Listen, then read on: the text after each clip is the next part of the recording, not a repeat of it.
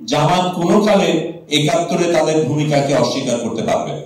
এটা হয়েছে, এটা মানতে হবে। তারা তাদের রাজনৈতিক অবস্থানকে তারা বোঝাতে পারে, আমার তো কোনো অসুবিধা নেই সেটাতে, কিন্তু যেই অন্যায় হয়েছিল সেটা থেকে পালানোর কোনো উপায় নেই, তা মানতে হবে। আওয়ামী লীগ কোনো কালে 2024-এ যেটা হয়েছে সেটা থেকে পালাতে পারবে না। এটা তার মানতে হবে, এটা তার গ্রহণ করতে হবে, এবং আজীবনের একটা কলঙ্ক এটা থেকে যাবে। এখানে আবু সাইদ মারা গেছেন, এখানে এতগুলি মানুষ মারা গেছেন, প্রাণ দিয়েছেন, এবং তাদের ত্যাগের কারণে আমরা এই জিনিসটা পেয়েছি। কিন্তু এটা কি বারবার করতে হবে? ৭১-এ করতে হয়েছে, আবার এক এক সময় এক এক সরকার আসবে, সে তার ক্ষমতা দখল করবে বলে আমাদের আবার রাস্তায় নামতে হবে, আবার প্রাণ দিতে হবে। এটা কি কথা?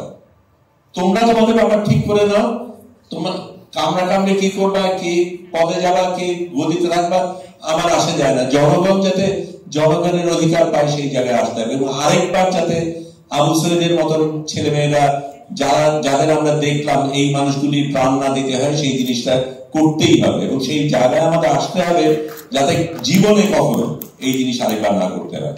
সেটার সাথে আমি আরো দুটো জিনিস আনতে চাই, ঠিক ওটা একইভাবে না। আমার মনে হয় স্বীকৃতি এবং জবাবদিহিতা শুধু না, নিজের অবস্থানটাকে মনে রাখা দরকার। অনেক কিছু বলা হচ্ছে, আমরা অনেক কিছু শুনছি এখন। যত যাই আমরা বলি, জামাত কোনো কালে ৭১-এ তাদের ভূমিকাকে অস্বীকার করতে পারবে না। এটা হয়েছে, এটা মানতে হবে। তারা তাদের রাজনৈতিক অবস্থানকে তারা বোঝাতে পারে, আমার তো কোনো অসুবিধা নেই সেটাতে, কিন্তু যেই অন্যায় হয়েছিল সেটা থেকে পালানোর কোনো উপায় নেই, তা মানতে হবে। আওয়ামী লীগ কোনো কালে 2024-এ যেটা হয়েছে সেটা থেকে পালাতে পারবে না। এটা তার মানতে হবে, এটা তার গ্রহণ করতে হবে, এবং আজীবনের একটা কলঙ্ক এটা থেকে যাবে। এটা আমাদের পরিষ্কার থাকা দরকার। আপনার যেই কথাটা হচ্ছিল সেটার জায়গায় আসি, আমি সত্যি মনে করি অবশ্যই এটা একটা সরকার যেটা আমরা চেয়েছিলাম, আমরা আকাঙ্ক্ষা, আমাদের স্বপ্নের একটা বাংলাদেশ আমরা দেখতে পাই, কিন্তু আমাদের সরকারকে মনে করে দিতে হবে, এবং অবশ্যই আমি সরকারের কেউ না, এটাও মনে করে দিই, কিন্তু এটা আমাদের সরকারকে মনে করিয়ে দিতে হবে যে তুমি প্রাধান্য কোথায় দিচ্ছ, কোনটাকে তুমি প্রাধান্য দিচ্ছ। এখানে অনেক কিছু হচ্ছে, ভালো জিনিস হচ্ছে, খারাপ জিনিস হচ্ছে। আমাদের আকাঙ্ক্ষা আকাশচুম্বী, সেই আকাঙ্ক্ষা কেউ পূরণ করতে পারবে, আমি গ্রহণ করি, কিন্তু যেটা করা সম্ভব সেই জিনিসগুলি কেন হচ্ছে না সেই প্রশ্ন আমাদের করতে হবে।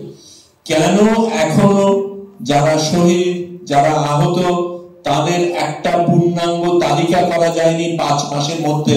এটা লজ্জাজনক, এটা কোনোভাবে গ্রহণযোগ্য না। এবং এই জিনিস করার জন্য অবশ্যই একটা শহীদ স্মৃতি ফাউন্ডেশন রয়েছে, অন্যান্য জিনিস রয়েছে, তাদের আন্তরিকতায় আমার কোনো প্রশ্ন নেই, তাদের দক্ষতায় আমার প্রশ্ন রয়েছে।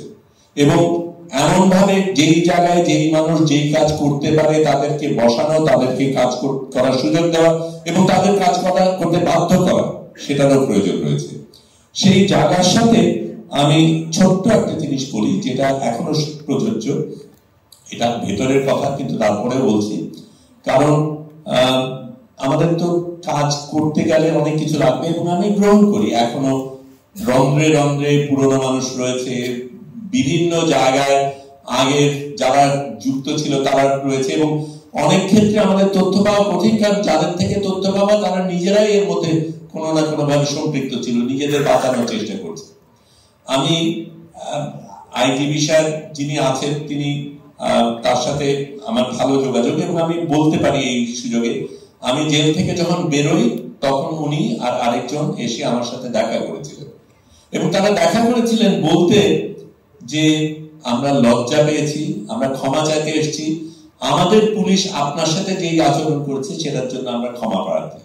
আজকে তারা একটা জায়গায় আছেন, কিন্তু আমার নিজের কেসের কথা যখন আমি জিজ্ঞেস করি, আমি জানি যে তাকে ভুল তথ্য নিচের থেকে দেওয়া হচ্ছে। এটা নিশ্চয়ই শুধু তার ক্ষেত্রে না, প্রত্যেকটা জায়গায় যারা তথ্য দিচ্ছে, যারা যোগান দিচ্ছে, তাদের স্বার্থ কিন্তু ভিন্ন, এবং এখানে এটা কিভাবে সমাধান করতে হবে সেটা আমাদের ভাবতে হবে। কারণ আমাদের দেশের আইজি পুলিশকে তার বাহিনী যদি ভুল তথ্য দিতে পারে, অন্যান্য জায়গায় কি হচ্ছে এটা আমরা ভাবতেই পারি, এবং এই জায়গাটা যাতে অবশ্যই বদলানো হয় সেই ব্যবস্থা আমাদের